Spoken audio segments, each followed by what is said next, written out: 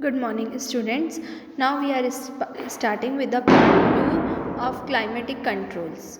हम already part 1 में discuss कर चुके थे क्लाइमेट के बारे में. अब हम क्लाइमेटिक कंट्रोल्स से स्टार्ट करेंगे, जिसमें हमने ऑलरेडी दो डिस्कस कर लिए थे, that is latitude and altitude. So now we are discussing with the third climatic control, pressure and wind.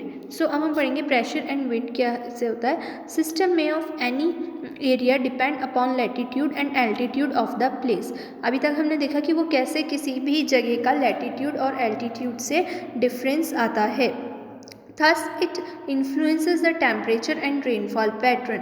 और इस कारण से वहाँ का रेनफॉल और टेम्परेचर में भी डिफरेंस आता है. ठीक है, प्रेशर से कैसे, जहाँ का टेम्परेचर हाई होता है तो ये फिनोमिना होता है कि वहाँ का प्रेशर लो होता है, और जहाँ का टेम्परेचर लो होता है वहाँ का प्रेशर हाई होता है. मतलब टेम्परेचर और प्रेशर के बीच में इन्वर्स रिलेशनशिप होता है. Temperature high, pressure low, temperature low, pressure high.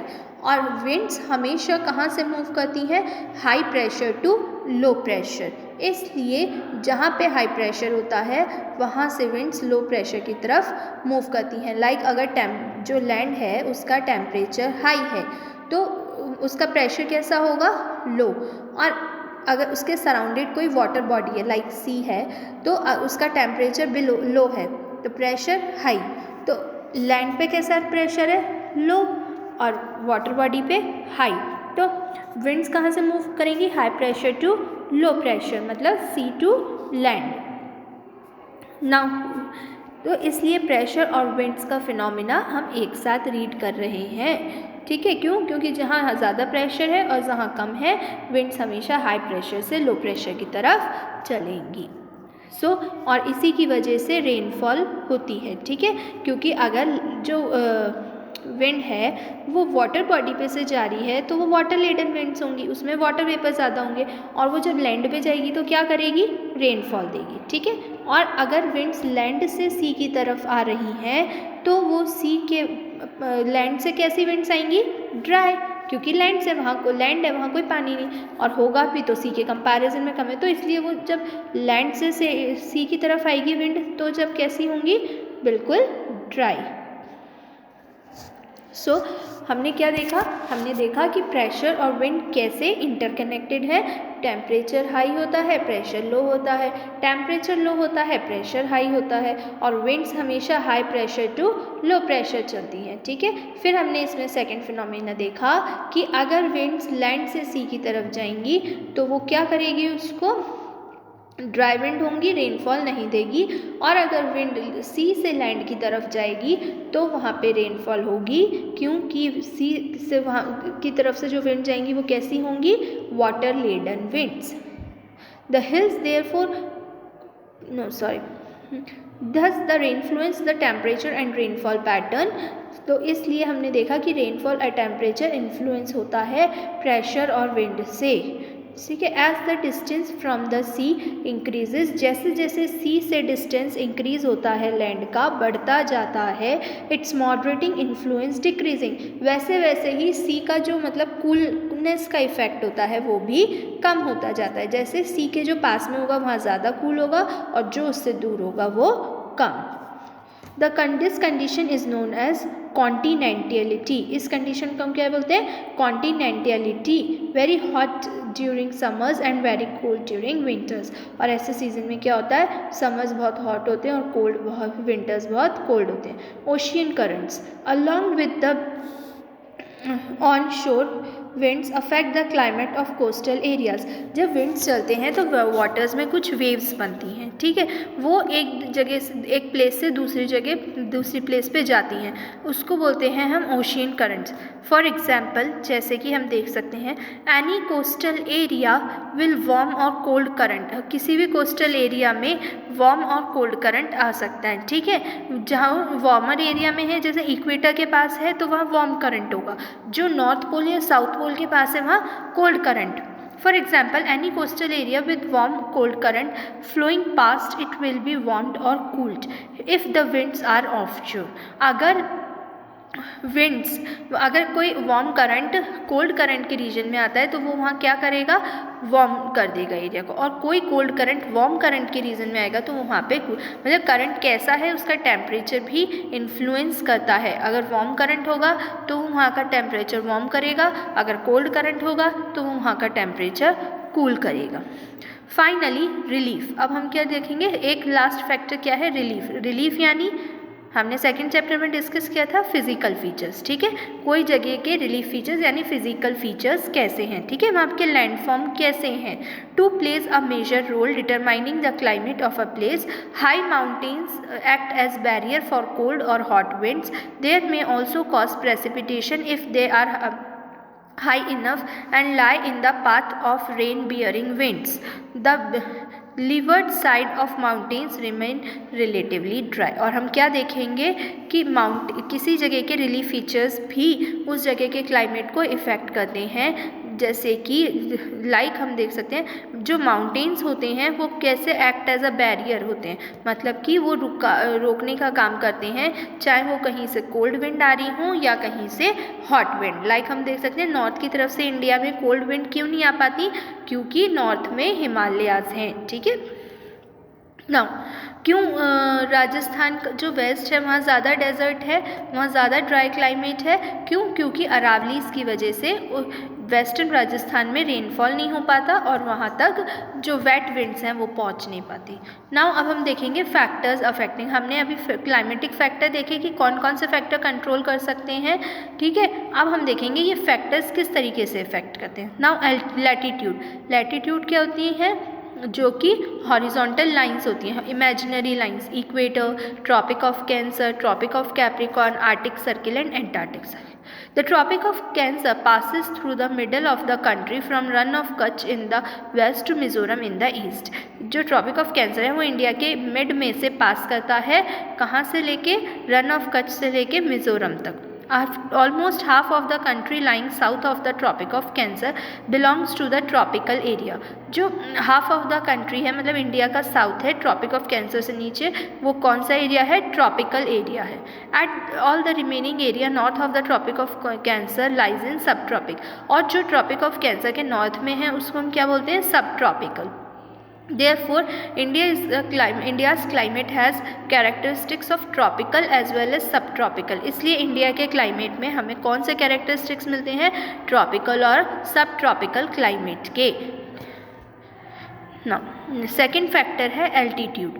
India has mountains to the north. अभी हमने एल्टीट्यूड का मीनिंग देखा था, एल्टीट्यूड मीन्स हाइट, और इंडिया में माउंटेन्स हैं, ये हम ऑलरेडी सेकेंड चैप्टर में पढ़ के आए हैं। कहाँ पे सबसे हाई, हिमालयाज नॉर्थ में है ना, which have an average height of about 6000 metres, जिनकी हाइट कितनी है, on an average 6000। India also has a vast coast area where maximum elevation is about 30 metres. और अगर हम इंडिया का कोस्टल एरिया देखें, वहाँ पे कितना उनका जो था कोस्टल एरिया, उनके जो हमने पढ़े थे ना western Ghats and eastern Ghats, वहाँ भी माउंटेन्स पढ़े थे, तो वहाँ पे उनकी हाइट ज़्यादा था 30 metres. The Himalayas prevent the cold winds from Central Asia from entering into the subcontinent. और हिमालयस इस चीज़ से इंडिया को प्रोटेक्ट करते हैं, जो नॉर्थ पोल की तरफ से कोल्ड विंड्स आती हैं वो इंडिया में एंटर नहीं कर पाती, अदरवाइज इंडिया का क्लाइमेट भी बहुत कोल्ड हो सकता था। It is because of these mountains that is subcontinent experience comparatively milder winters as compare to Central Asia. और जो सेंट्रल एशिया में अभी माइल्ड विंटर्स मतलब मीडियम विंटर्स होते हैं, उसकी जगह ज़्यादा कोल्ड विंटर्स या सीवियर विंटर्स भी हो सकते थे अगर हिमालयाज नहीं होते तो। या हम देख सकते हैं एक चीज़ और कि जो हिमालयाज हैं वहाँ पे कितनी ज़्यादा क्लाइमेट इन्फ्लुएंस है कि वहाँ पे कितना ज़्यादा ठंडा है, और नॉर्दर्न इंडिया में कम ठंड है और साउथ में उससे भी कम। तो ये क्यों है, ऑल्टीट्यूड के कारण, क्योंकि हिमालयाज की हाइट ज़्यादा है, ऑल्टीट्यूड ज़्यादा है, और फिर नॉर्दर्न प्लेन्स का उनसे कम है, और प्लेटो का जैसे जैसे हम साउथ में जाएँ थोड़ा और। Now pressure and winds. हम इससे पहले वाले में देख सकते हैं कि प्लेटो की हाइट ज़्यादा है, लेकिन वो कोस्टल एरिया के कारण वहाँ का मॉडरेट टेम्परेचर रहता है, ठीक है। तो इसलिए हम इसका मेजर इन्फ्लुएंस हिमालयाज़ और प्लेन्स में देखेंगे कि हिमालयाज़ का टेम्परेचर कम होता है सर्दियों में और प्लेन्स का ज़्यादा, ठीक है। सेम समर्स में प्लेन्स का जो टेम्परेचर है वो ज़्यादा गर्म होता है और हिमालय का कम। नाउ प्रेशर एंड विंड, अब हम प्रेशर एंड विंड देखेंगे। The climate is associated with weather conditions in India are govern by following atmospheric condition. Pressure और विंड से क्या क्या क्यों होता है, हम कुछ और फैक्टर देखते हैं। प्रेशर एंड सरफेस विंड की प्रेशर और सरफेस विंड कितनी है, अपर air circulation, western cyclonic disturbances and tropical cyclone, ठीक है। वेस्टर्न साइक्लोनिक डिस्टर्बेंसेस होती हैं क्योंकि हम इसको भी थोड़ा बाद में विद मैप डिस्कस करेंगे, क्योंकि कुछ वेस्टर्न कंट्री मतलब मेडिटेरेनियन सी है उस साइड से कुछ विंड्स आती हैं जिनकी वजह से इंडिया में रेनफॉल होती है, ठीक है। क्योंकि वो इंडिया के वेस्ट में है इसलिए हम उसको वेस्टर्न डिस्टर्बेंसेस बोलते हैं। So India lies in the region of north easterly winds. India में कौन सी विंड्स वर्क करती हैं, north easterly winds. The winds originate from the सब tropical high pressure belt of the northern hemisphere. ये winds कहाँ से ओरिजिनेट करती हैं, subtropical high pressure belt, ठीक है। प्रेशर बेल्ट्स होती हैं, ठीक है। मेजरली 4 प्रेशर बेल्ट हम देखेंगे यहाँ पे। पहले इक्वेटोरियल विंड आती है, प्रेशर बेल्ट आती है, फिर सब ट्रॉपिकल, सब पोलर और फिर पोलर, ठीक है। तो जो इंडिया है वो ट्रॉपिकल में है इसलिए उसकी विंड कहाँ से ओरिजिनेट होती है, sub tropical high pressure belt से। और वहाँ पे कौन सी मेजरली विंड्स चलती हैं, north easterly.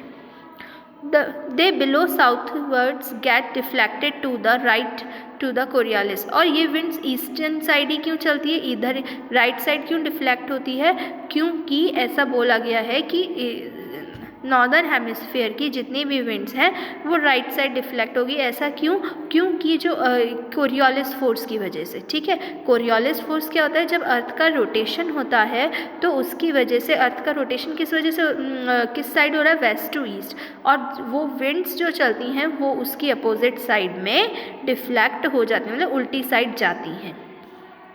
Now and move towards equatorial low pressure area. इसलिए ये विंड्स किस तरफ जाती हैं, सब ट्रॉपिकल हाई प्रेशर की वजह से इक्वेटोरियल लो प्रेशर बेल्ट की तरफ। Generally these winds carry little moisture, और ज़्यादातर इनके पास बहुत कम मॉइस्चर होता है, थोड़ा सा मॉइस्चर होता है। As they originate and blow over land, और कहाँ पे चलती हैं फिर, लैंड की तरफ, ठीक है। Therefore they bring little or no rain, और इस वजह से, इनकी वजह से कोई रेनफॉल नहीं होती। Hence India has been arid land, इसलिए इंडिया में इन विंड से कोई डिस्टर्बेंस नहीं होती और इंडिया एरिड है, मतलब सूखा। But it is not so, but ऐसा नहीं है। कुछ ऐसी विंड्स हैं जिनके कारण इंडिया में रेनफॉल होती है। The pressure and wind conditions over India are unique. अगर हम देखें इंडिया की जो विंड कंडीशन है वो यूनिक है, बिल्कुल अलग है। During winter there is high pressure area of the Himalayas. अगर हम विंटर्स में देखें तो टेम्परेचर कैसा है, कम, टेम्परेचर लो। और अभी हमने पढ़ा था कि टेम्परेचर और प्रेशर के बीच में अपोजिट, इन्वर्सली रिलेशनशिप होता है, मतलब उल्टा। टेम्परेचर कम है विंटर में, प्रेशर कैसा होगा, हाई, ठीक है। तो ड्यूरिंग विंटर्स क्या होता है, हिमालयन वाले रीजन में टेम्परेचर कम, pressure high. Cold dry winds blow this region to the low pressure areas. इसलिए यहाँ से विंड किधर जाती हैं, लो प्रेशर एरियाज में।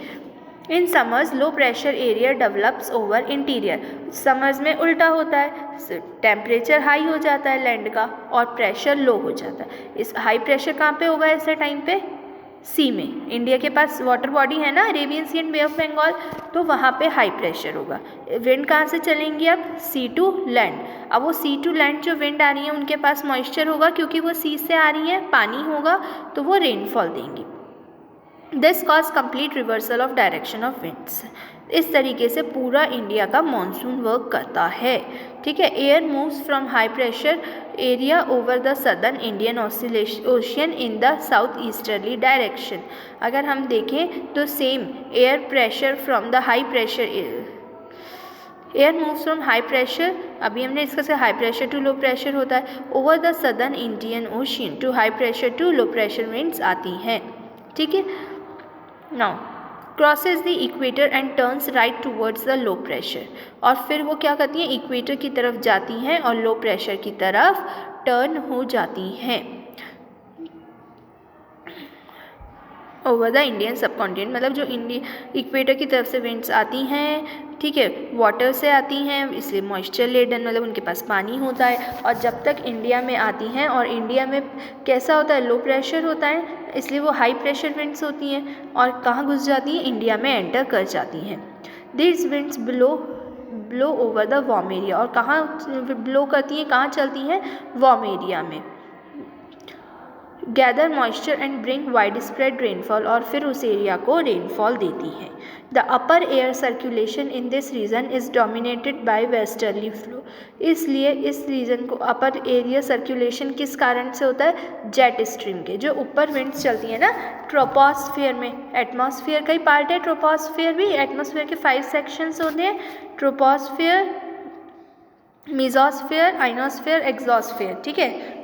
कौन कौन से होते हैं, फर्स्ट ट्रोपोस्फियर होता है, second stratosphere, third mesosphere, fourth ionosphere and fifth exosphere, ठीक है। तो ट्रोपोस्फियर में जो विंड चलती है ऊपर, वो परमानेंट एक विंड चलती है, हम उसका क्या नाम बोलते हैं, जेट स्ट्रीम। क्या नाम है उसका, जेट स्ट्रीम।